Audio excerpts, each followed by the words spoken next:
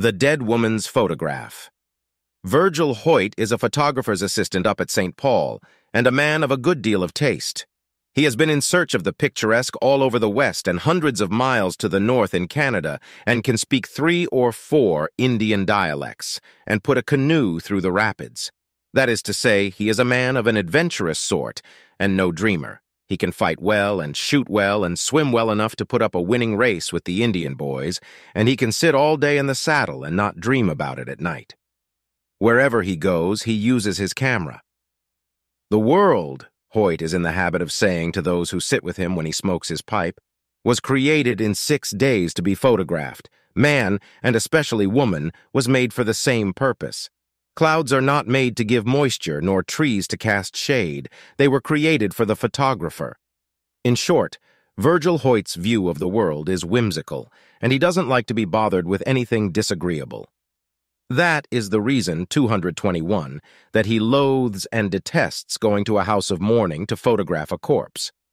The horribly bad taste of it offends him partly, and partly he is annoyed at having to shoulder, even for a few moments, a part of someone's burden of sorrow.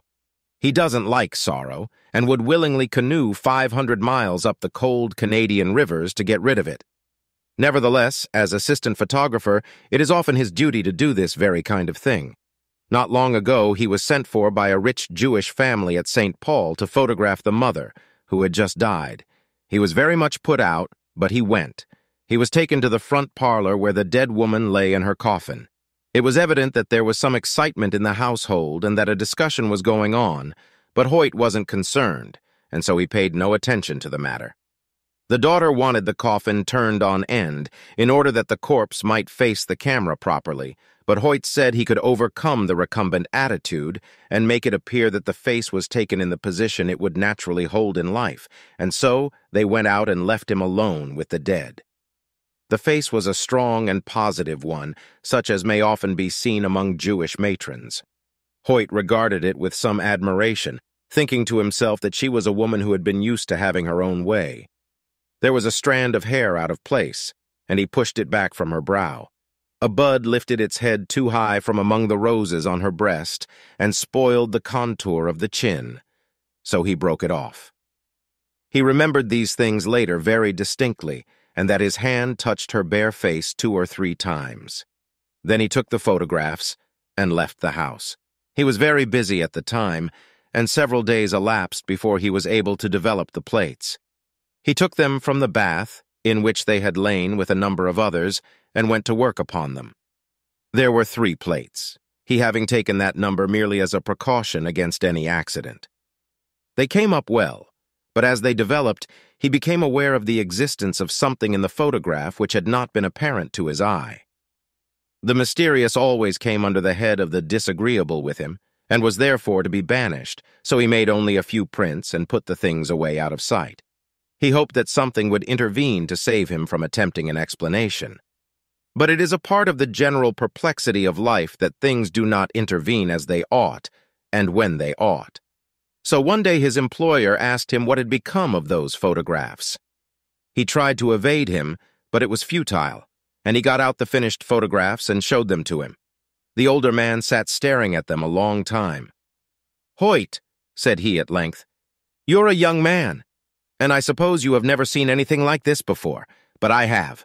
Not exactly the same thing, but similar phenomena have come my way a number of times since I went into the business, and I want to tell you there are things in heaven and earth not dreamt of." "Oh, I know all that tommy-rot," cried Hoyt angrily, "but when anything happens, I want to know the reason why and how it is done." "All right," said his employer, "then you might explain why and how the sun rises." But he humored the younger man sufficiently to examine with him the bath in which the plates were submerged and the plates themselves. All was as it should be, but the mystery was there and could not be done away with. Hoyt hoped against hope that the friends of the dead woman would somehow forget about the photographs, but of course the wish was unreasonable, and one day the daughter appeared and asked to see the photographs of her mother. "Well, to tell the truth," stammered Hoyt, "those didn't come out as well as we could wish." "But let me see them," persisted the lady. "I'd like to look at them anyway." "Well, now," said Hoyt, trying to be soothing, as he believed it was always best to be with women. To tell the truth, he was an ignoramus where women were concerned. "I think it would be better if you didn't see them. There are reasons why—" He ambled on like this, stupid man that he was. And of course the Jewess said she would see those pictures without any further delay. So poor Hoyt brought them out and placed them in her hand, and then ran for the water pitcher and had to be at the bother of bathing her forehead to keep her from fainting. For what the lady saw was this. Over face and flowers and the head of the coffin fell a thick veil, the edges of which touched the floor in some places. It covered the features so well that not a hint of them was visible.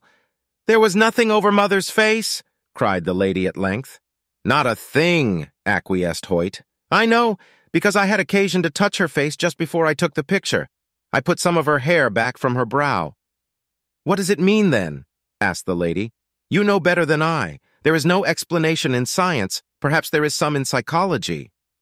"Well," said the lady, stammering a little and coloring, "Mother was a good woman, but she always wanted her own way, and she always had it, too."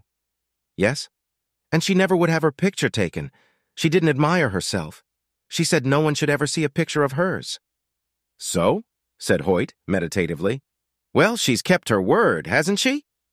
The two stood looking at the pictures for a time. Then Hoyt pointed to the open blaze in the grate. "Throw them in," he commanded. "Don't let your father see them. Don't keep them yourself. They wouldn't be good things to keep." "That's true enough," said the lady slowly, and she threw them in the fire. Then Virgil Hoyt brought out the plates and broke them before her eyes. And that was the end of it, except that Hoyt sometimes tells the story to those who sit beside him when his pipe is lighted.